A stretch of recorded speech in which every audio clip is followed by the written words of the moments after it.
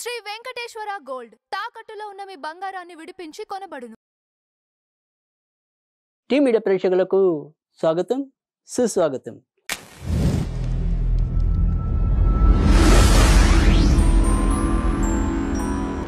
దినదర్శిని కార్యక్రమంలో ఆగస్టు 17వ తారీఖు ఆదివారం సూర్యోదయం ఉదయం 6:03 సూర్య అస్తమయం సాయంకాలం 6:37. ఈరోజు తిథి నవమి రాత్రి 7:25 వరకు ఉంటుంది.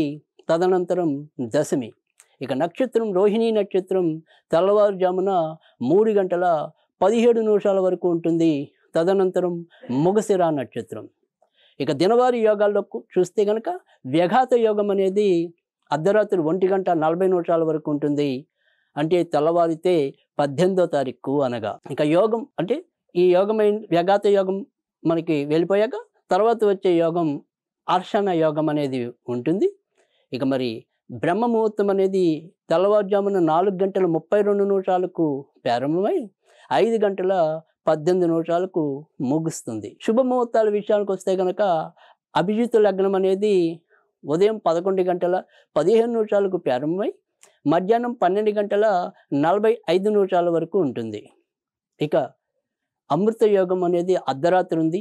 అర్ధరాత్రి 12:16 ప్రారంభమై 1:47 వరకు, అంటే తెల్లవారితే 18వ తారీఖు అని అర్థం. ఇక వర్జించవలసిన సమయాల్లో వర్జం అనేది రాత్రి 7:44 ప్రారంభమై 9:25 వరకు ఉంటుంది. ఇక దుర్ముహూర్తంకి వస్తే కనుక మధ్యాహ్నం 4:57 ప్రారంభమై 5:47 వరకు ఉంటుంది.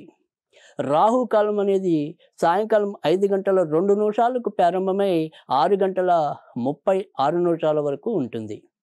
ఇక ఈరోజు మరి తారాబలం కనుక చూసుకున్నట్టయితే పూర్తిగా రోహిణీ నక్షత్రం అనేది ఈరోజు ఉంటుంది.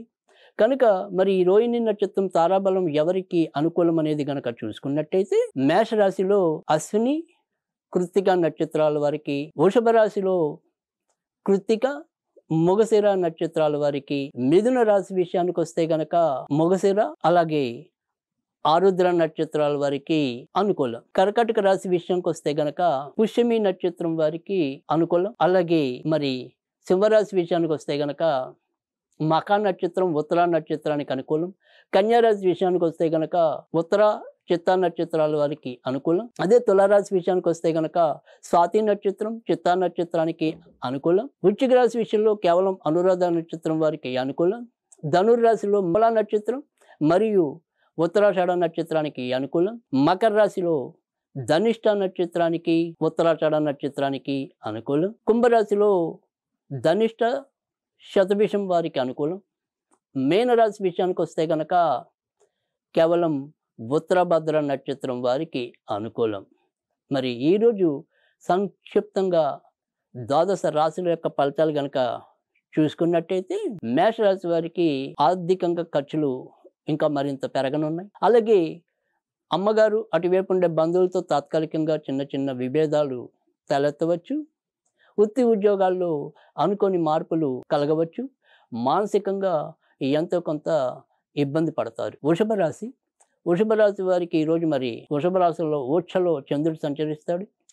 ఈరోజు మరి ఆ రకంగా ఉంది కనుక వృషభ రాశి వాళ్ళకి మానసికంగా ఉత్సాహంగా సమయాన్ని గడపగలుగుతారు.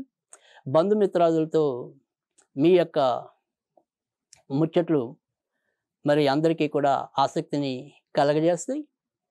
వృత్తి ఉద్యోగాల్లో గౌరవ మర్యాదలు పెంచుకుంటారు. మిథున రాశి వారికి మానసికంగా ఏదైనా సరే కొంత ఇబ్బందులు, అనుకోని ప్రయాణాలు, మానసికంగా ఎంత కుదురుగా ఉందామనుకున్నప్పటికీ కూడా పరిస్థితులు అందుకు తగినట్టుగా లేకపోవటం, ఎంత నియంత్రణ ఉంచుకుందామనుకున్నా కూడా ఖర్చులు ఊహాతీతంగా పెరిగిపోవటం అనేది అయితే ఉంటుంది. కర్కాటక రాశి వారికి అయితే కనుక ఈరోజు చక్కటి మంచి రోజుగా చెప్పాలి.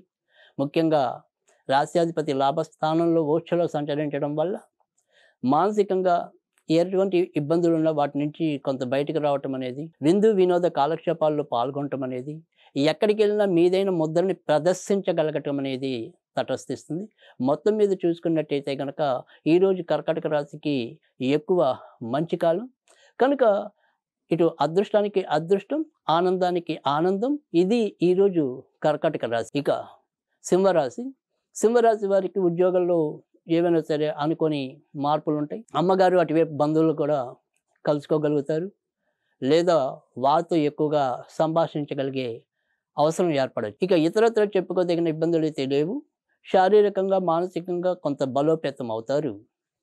కన్యారాశి. కన్యారాశి వారికి కూడా ఈరోజు ఎక్కువ శాతం మంచి ఫలితాలు ఉన్నాయి.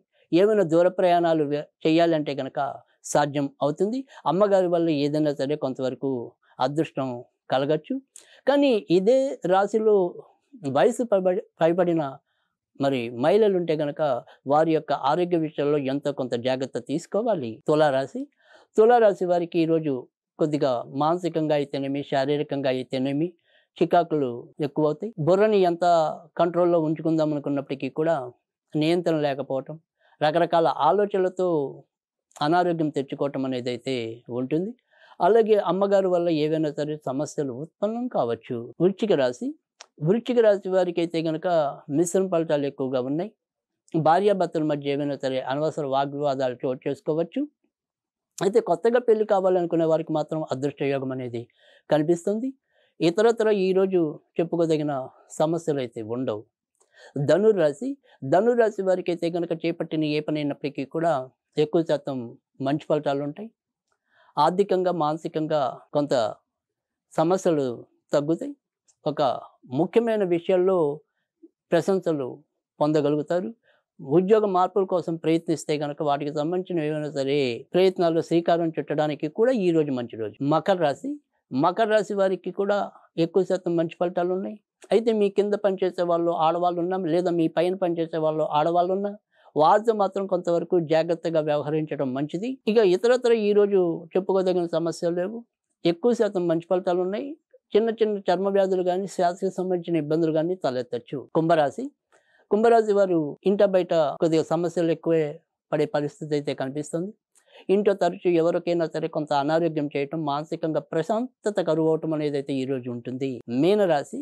మీనరాశి వారికి ఈరోజు చాలా అద్భుతమైన యోగ కాలమైనగా చెప్పవలసి ఉంటుంది. తృతీయ చంద్రుడు గోచర స్థానంలో సంచరించడం అనేది, మరి సమీపంలో కూడా మిగతా గ్రహాలు కూడా ఎక్కువ శాతం మంచి ఫలితాలు ఇవ్వటం వల్ల మీనరాశి వారు పడుతున్న ఒక్కొక్క ఇబ్బంది నుంచి ముందుకు రావటం అనేది, శ్రమకు తగిన ఆనందాన్ని పొందటం అనేది కూడా మీనరాశి వారి సొంతం అవుతుంది.